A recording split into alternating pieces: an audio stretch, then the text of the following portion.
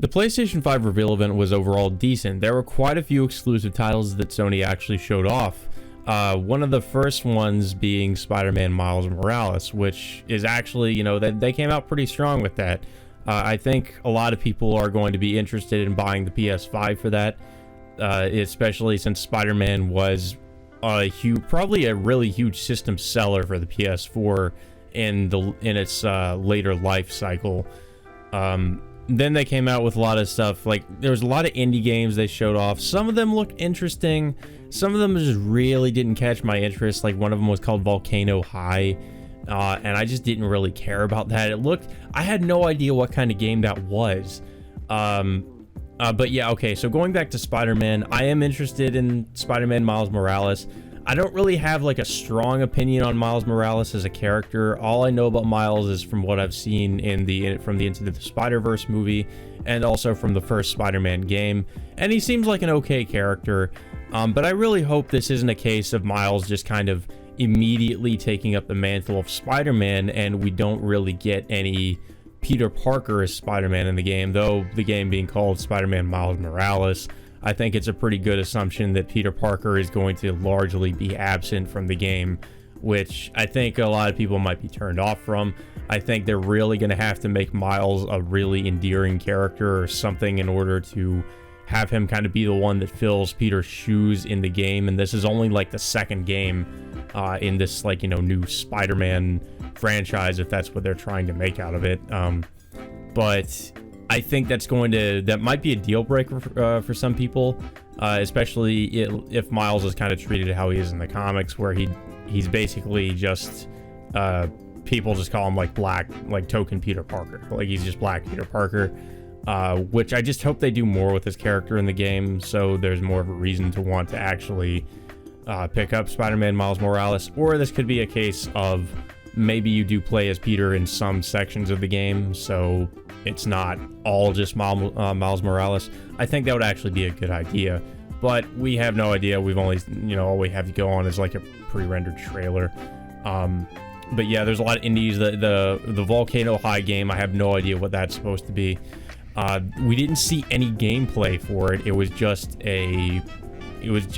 looked like it was just purely a cinematic thing, which I don't know, with some of these indie games, I know a lot of people apparently have issues with indie games, and I really don't have an issue with indie games as a whole. I have an issue with indie games where there's hardly any gameplay, and it's more like a movie than an actual game.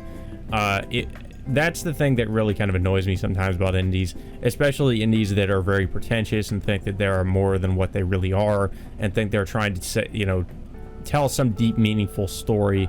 I think a prime example of this would be something like Gone Home, or anything like that, really.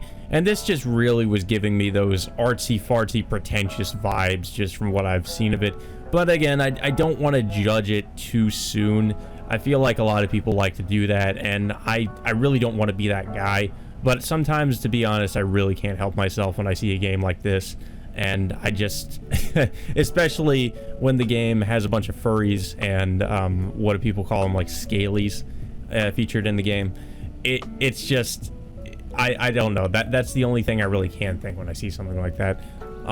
The other indie game that really caught my eye was I forget what the game was called. It was a game by the same people behind Hyper Light Drifter, and okay, Solar Ash. Sorry about that. Solar Ash. Solar Ash looks really good. Hyper Light Drifter, I actually haven't played it. It's like a pixel art, I think it's like a side scroller, maybe, I'm not sure if it's Metroidvania. But this game, it looks to have a very similar art style, but it's in 3D, and it has a cell shaded art style. So it looks like a really similar game to Hyper Light Drifter, but just in 3D, which honestly just that much kind of caught my attention, because it's not that I'm against playing side scrollers, but them making it 3D just I'm just okay, well this already kind of has my interest, I might actually have to go back and play Hyper Light Drifter, but yeah, this game actually looks really good. I'm interested in this. We had actually no, I think even before they revealed the Spider-Man game, we got Grand Theft Auto 5 Enhanced. They're basically just porting Grand Theft Auto 5 to the PS5. It's not really a big announcement. It's whatever. When I saw the little Rockstar logo, I kind of got my hopes up. I was like, oh, maybe this could be a new game, or maybe this could be a remake of one of their old games. No, this is Grand Theft Auto 5. I really do. I like Rockstar, but my problem with Rockstar is I really wish they would go back to some of their games they haven't really given attention in quite a while, like Manhunt, Bully, games like that. And I've only really seen them focus on Grand Theft Auto, Red Dead, which is fine. I like those games, but supposedly all their, most of what their focus is on right now is Grand Theft Auto 6. So no news on that, just GTA 5 being ported.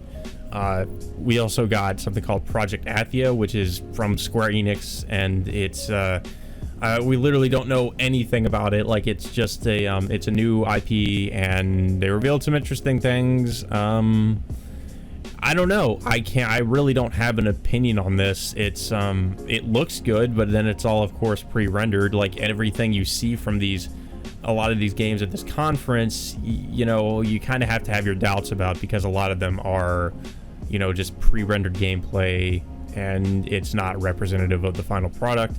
Well, speaking of that too, we also got a new Ratchet & Clank game, Ratchet & Clank Rift Apart. We started off with like a pre-rendered trailer, pre-rendered gameplay, but then they actually did get into the actual gameplay. Now, of course, it could not be 100% representative of what the game's going to be like when it comes out, but I think it's a pretty safe bet. That's probably more or less what it's going to look like, and it looks really good. I can't lie. Like, the game looks decent. I actually haven't really been keeping up with the Ratchet & Clank games. I still need to go back and finish the reboot game for Ratchet & Clank that came out. I don't even know how long ago that came out now. I actually have not seen, well, I haven't seen the movie, because it was apparently going to be based on a movie, but I heard it wasn't good. And I haven't finished the game, so I don't really have much of an opinion on this either. It looks like a good game. It looks pretty much similar to what we've been getting from the Ratchet & Clank games, so I guess, if you're a fan of Ratchet & Clank, that's definitely a good thing. Sackboy Adventures, it's basically just a little Big Planet with, but it's more like a Mario game, I guess. Like, it reminded me of a Mario game. Destruction All-Stars, it's like a car, it's like a car destruction game. It looked actually okay. Like, I think people that are interested in those games might like it. If you like the Twisted Metal games, you'd probably get something out of that, but I'm kind of just about it. It looks okay, but I don't think I'm gonna go out of my way to play that game. Oddworld Soulstorm looks okay. I haven't really played the other Oddworld games, so I don't have much of an opinion on that. Godfall, the gameplay I saw for Godfall is actually pretty damn good. Like, it looks like it's going to be a pretty solid hack and slash, hopefully. The music in the trailer, I just really did not feel like it really fit the gameplay. And, like, I mean, this isn't just me saying this because I don't really like rap music, but it just feels like, for the kind of game this is, I just don't know if that's the best music choice. It kind of reminded me of that one Doom Eternal trailer where they started playing rap music. I just don't know how to feel about that. Horizon Forbidden West, it's a pre-rendered trailer, no gameplay. I liked the first Horizon, but it didn't blow me away or anything. Like, it was an okay game, but the character of Aloy is just very, very one-dimensional and bland, in my opinion, and it just doesn't really look like this game is going to do much to try to give her any sort of development. I could be wrong, but I'm just going to assume that based on based on like how she was in the first game. And I mean, like, the game itself, like, it's a very average game, but it's good for what it is. It's an open world action adventure game, and I think it does that well enough. But the only kind of problem I have with the game is that it does kind of follow the typical action, like, open world action game formula.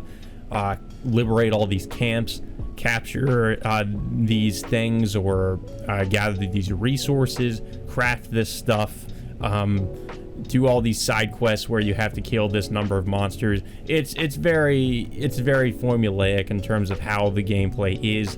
I did platinum the game mainly because I know it's an easy platinum, so I had to do all that stuff. So maybe that's just because that's why I'm kind of criticize it more than most people who've played the game would. But it was an okay game. Like, it wasn't bad. It was not a bad game. So Forbidden West looks interesting. I'll probably check that out if I do end up getting a PS5. Okay, so what else was there? There was Deathloop. Deathloop looks okay. It looks like an interesting concept. I think it's being developed by Arcane. To me, it looked like Dishonored with guns. Dishonored with guns and, you know, a magic system. I don't know. It's basically the main character goes through a loop where he dies and then comes back to life, basically just Edge of Tomorrow. And it's kind of in the style of, like, at least in terms of its presentation, it reminded me of like a Grindhouse movie or something. I think that's what they're going for. But it looks good. Like, it actually doesn't look too bad. Arcane, I feel like, is an okay studio for what they are, but they have, you know, they have some decent games. They have some games. I wasn't really a fan of the Prey reboot. Dishonored 2 is okay, but I feel like it's kind of disappointing. I thought the first Dishonored was actually good. Dishonored 2, I don't know. I feel like it was okay, but it was not as good as the first game. Returnal is basically, speaking of death loops, Returnal is basically very similar in terms of its concept, where the main character dies but except this time when she comes back to life, things are different. I liked it at first because it reminded me of things from Alien and Event Horizon and stuff, and it seemed like it was going to be like kind of like a survival horror game. But then I saw the gameplay and it was like, oh, this is a third-person shooter with, like, I guess, horror elements. I don't know. It was weird. I can't say it didn't catch my interest, but it was a weird game. Like, at first, like, I had a very different impression of what the game was going to be, until I, like, saw what the gameplay was. Not that I'm really opposed to it being like that. It's just that the tone and, like, the horror elements give you a very different impression of the kind of game this actually is until, you know, before you see the gameplay for it. Bug Snacks, I really like. This was a really weird trailer. It's basically the same, like, it's same developers from Octodad working on this game, and I'm gonna try not to judge it too soon, but it has this very weird, quirky, silly tone, which is kind of like how Octodad was. So I think if you liked Octodad, then this is definitely something you're gonna want to get. But don't really have too much else to say about that. Hitman 3, I did not actually expect them to reveal, so I'm really excited for this. I actually still need to go back to Hitman 2 because I keep forgetting that, like, with the new Hitman games, or at least with Hitman 2, they actually, I believe they have released, like, some new content, like new contracts and stuff you can go and do. So even if you've beaten the campaign, they sometimes will go and, like, add new stuff. So that's actually pretty cool, at least from what I've seen, because I looked it up on YouTube and I saw there were people, like, playing, like, a new contract in Hitman 2, so that's actually pretty cool. I actually want to go back and play that. Yeah, Hitman 3, it looks really fucking good. Like, I mean, it's just a pre-rendered trailer, but I'm just really excited. I'm a really big Hitman fan. I love the Hitman games. So I'm definitely excited for Hitman 3. Ghostwire Tokyo. Ghostwire Tokyo is not the kind of game I thought it was gonna be, to be honest with you guys. I thought this game, well, first of all, I thought this game was gonna be a third-person game. Second of all, I thought it was going to be more maybe a survival horror game, maybe with some action elements, kind of like Evil Within, basically. I was thinking it was gonna be Evil Within. What I didn't expect was BioShock. Because this game is basically BioShock set in Tokyo with, like, different Japanese ghosts kind of coming after you and you, like, fighting them off. I mean, it looks interesting. I won't lie, it looks interesting. I actually think it looks pretty good. I will, you know, and I always like the Japanese setting, so I might check this one out. I might have to check that out. Jet the Far Shore, basically just No Man's Sky, but more of like an indie game, I guess. Well, No Man's Sky was an indie game, but I just didn't care about the Jet the Far Shore. Kenna Bridge of Spirits. Kenna Bridge of Spirits looked like it was kind of it was like a Pixar, like it was like going for, it had this like Pixar art style, like it was a Disney Pixar movie. It had some pretty interesting gameplay, like good gameplay, interesting story. It actually looks pretty good. Like I won't lie, actually it's it looks like I don't know, like maybe it could be sort of like a Ghibli movie, or like maybe with some Pixar animation or something. That's kind of what it reminded me of. So that one definitely caught my interest. Little Devil Inside, it was a really weird trailer, and it didn't really give me anything on what I could expect from the game. I had no idea what to make of it. Pragmata at first when I saw it, because I don't know if anybody else thought this, but when they saw that guy in the space suit, or in the space suit, like I thought that was, because that looked a lot like the Kojima logo, because the logo for Kojima Studios is this dude in like a space suit. So like I was thinking it was like going to end up being, because one of the things I was really excited for was like, I'm like, oh, okay, I'm waiting for there to be a tease of the new Silent Hills, because I kept hearing these rumors about a new Silent Hills, like the Silent Hills game coming back. I still think that's happening. I just think they didn't reveal it here, and they might reveal it later in the year. But that's not what this was. This was a game called Pragmata, and the trailer was really interesting. Like it was like this post-apocalyptic world, and then they were thrown into space. Like that was pretty cool. I actually, and the girl is able to, like, I don't know if she's like some kind of android or something. She can do some like this hacker stuff. It's a pretty interesting concept. But all we really got from it was like a concept, and we didn't really get any kind of gameplay, obviously, because this is set to release in 2022. So yeah, so it's also not an exclusive. It's also coming out for the Xbox Series X.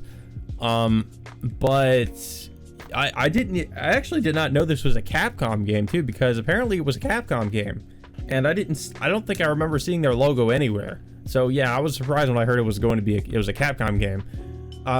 Good on Capcom for actually putting out some new IPs for once. But speaking of Capcom, we have Resident Evil 8.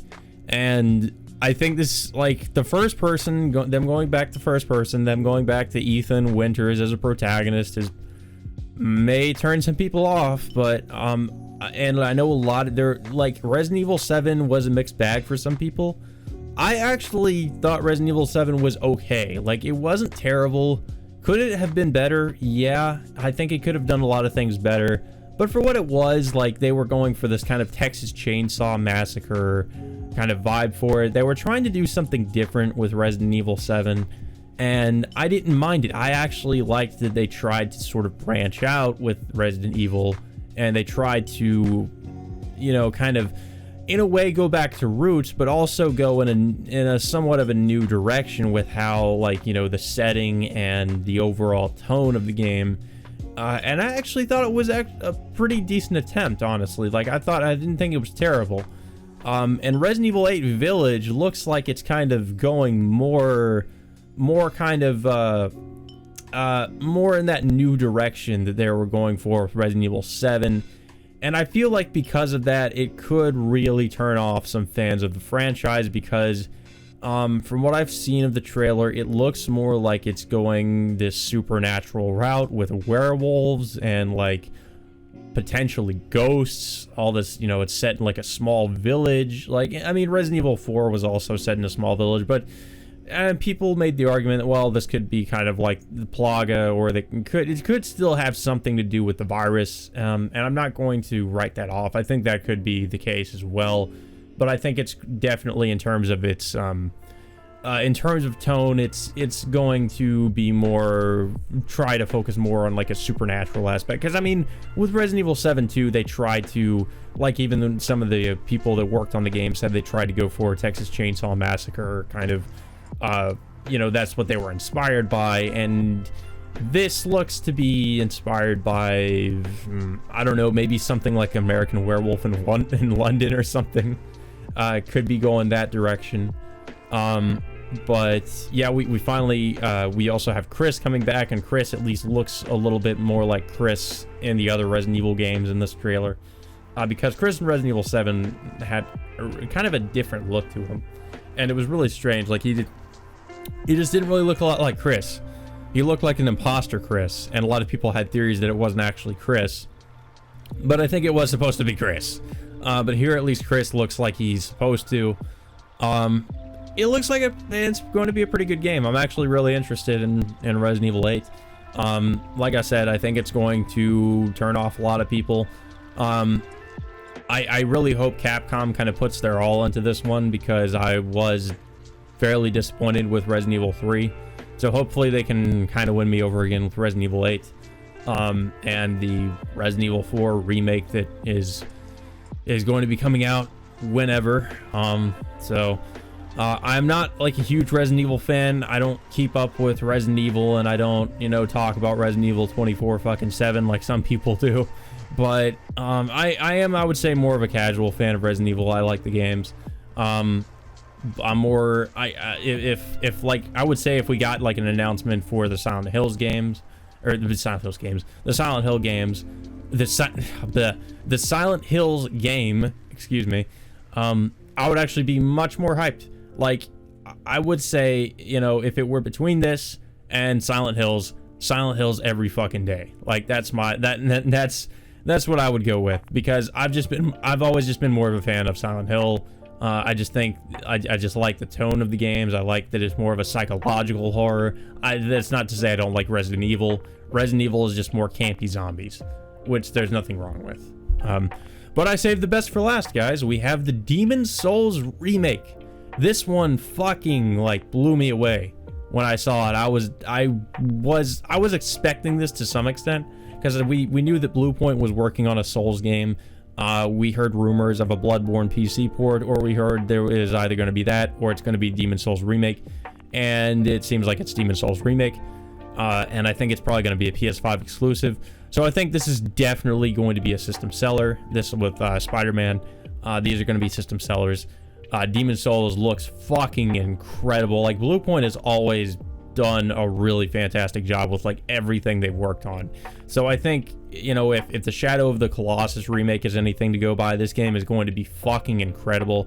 And I'll be honest, it might sell me on this console. However, speaking of the console, okay, so the console looks interesting. It's a really weird design, but it looks interesting. There are two different versions of it. There's the one with the disc drive, and there's one without a disc drive. So they're basically one who's just going to be like an all digital console, and one that's going to have you, you know, actually allow you to put in the use discs. I'm probably definitely going to go with the one that allows you to use discs. When it comes to consoles, I just buy the discs, or, you know, buy the actual games physically. I don't really download them. But with PC, I actually just buy everything on Steam. I don't really use discs. But I think it's actually good to have that option.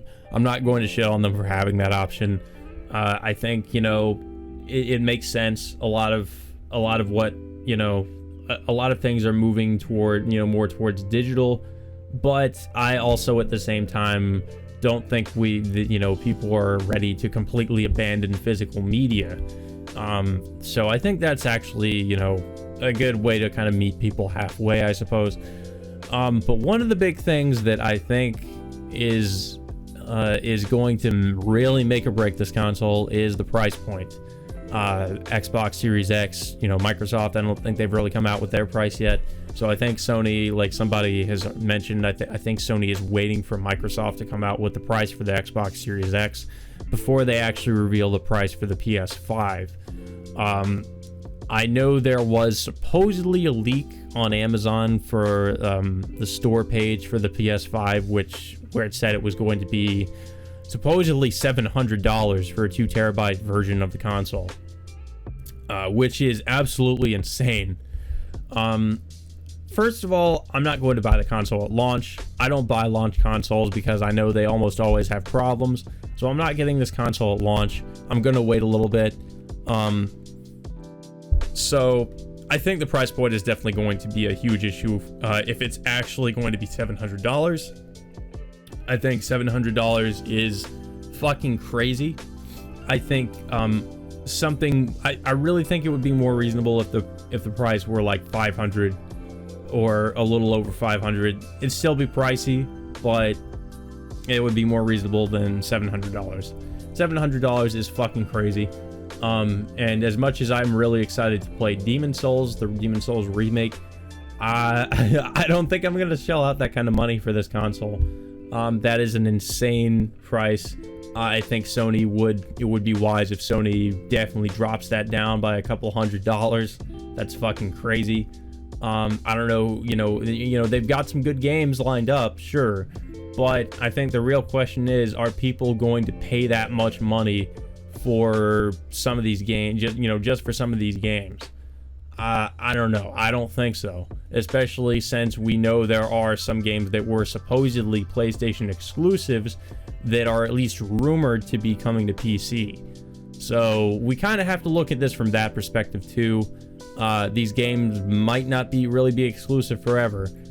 We've learned that with the PS4 too. A lot of these PS4 games that were exclusives for a while did end up coming to PC. So in the end, like, I hate to say it, the PC master race kind of wins in a way. That, all they have to do is sit back and just kind of have some patience and wait, and then all good things will come to them eventually, because, we'll be able to play that game on our gaming rigs in a higher resolution at a higher frame rate. So there's always that. But overall, this reveal event was actually fairly decent. The only thing I think is going to be, like I said, it's going to make or break the console, is the price point. They actually had a decent games lined up, but if they have a really ridiculous price for this console, a lot of people aren't going to buy it. It doesn't really matter at the end of the day what kind of games you're going to come out with. If you're going to charge people like $700 for this fucking console, I don't know how many people are actually going to buy it, aside from like huge like brand loyalists like fanboys or something. But as somebody who has a gaming PC, has a PS4, and I don't really care. Like I can easily just kind of sit here and wait for these games to eventually come out on the PC. I might have to do a lot of waiting, but I don't know what's better, that or just shelling out $700 fucking dollars for this console.